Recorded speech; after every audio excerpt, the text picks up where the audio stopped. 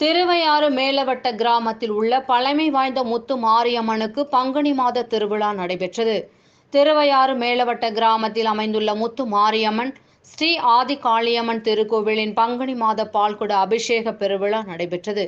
முக்கிய நிகழ்வான நள்ளிரவில் திருவையாறு புஷ்பம் மண்டபப்படித்துறை காவிரி ஆற்றிலிருந்து ஆதி காளியம்மனுக்கு சக்தி கரகம் மேளதாளங்கள் முழங்க வான வேடிக்கைகள் செய்யப்பட்டு புறப்பாடாகி முக்கிய வீதிகளின் வழியாக சென்று மேலவட்ட கிராமத்தை அடைந்தன.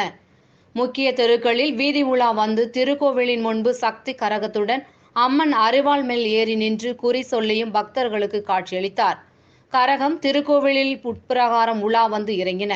விழாவில் பக்தர்கள், பொதுமக்கள், கிராமவாசிகள் அனைவரும் கலந்து கொண்டு இறைவனை தரிசனம் செய்து இறைவனுடைய அருளை பெற்று சென்றார்கள்.